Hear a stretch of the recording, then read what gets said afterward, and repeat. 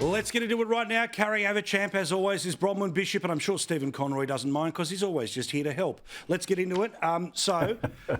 The Reserve Bank. Let's just, again, who knows whether they're going to try to cover their backside because, of course, the government is endlessly talking about fiddling and reshaping it and all the rest of it, or whether they follow the pattern of their previous decision-making, which is, unless inflation is between 2 and 3, then they're going to keep going up.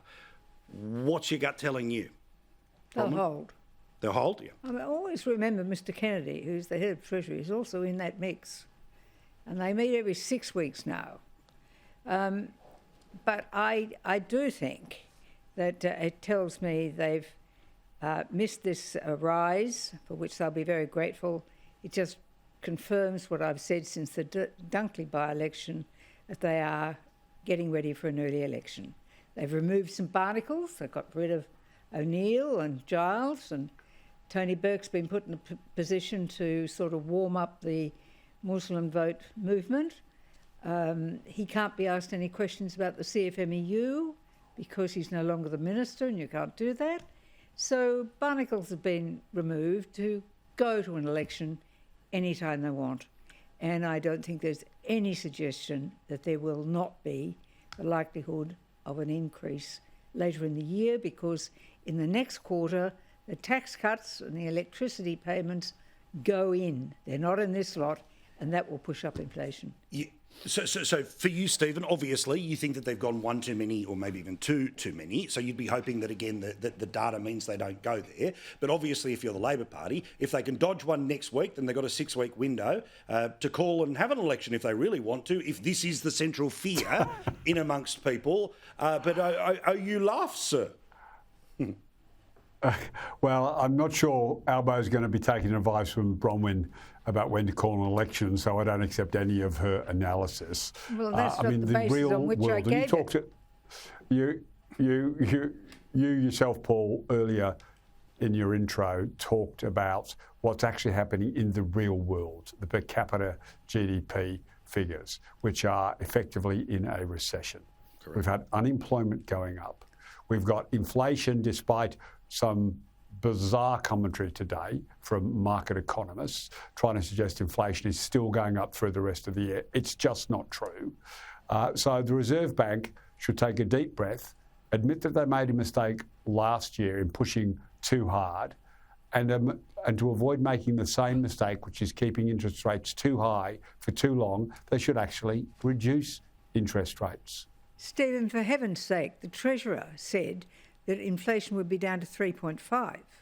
It's 3.9 or 3.8. The point I was making is in the next quarter. The Treasurer said by the end of the year it would be inside. It would be inside the 2 to 3% target. That's what he said. He also said today that the Treasury projections were right.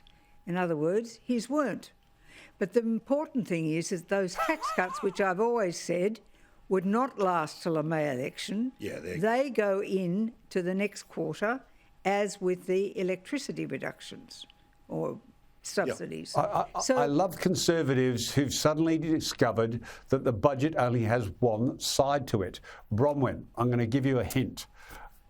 Jim Chalmers has had 2 surpluses. So the government just said that we're also is living in a recession. Surpluses which Stephen, if you take all the off-budget expenditure and whacked it into the budget, you would have one hell of a deficit.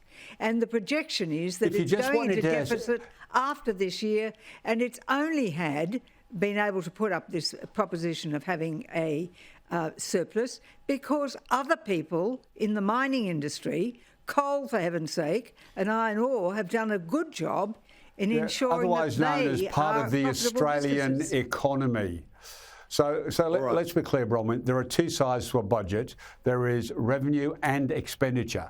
The government can't That's very clever of you to notice surplus. That, Stephen. Okay. They can't. Bronwyn, could you please just let me finish? No, I don't think so. I've been trying to let you finish. You're not really helping anyone. I know that, but I thought I'd ask. You're just not helping revenue anyone. is outgrowing expenditure. That's how you run a surplus. I know you won't recognise one for the last 11 years. Do you have income and expenditure in the previous drawers government on each side of your didn't desk? deliver one.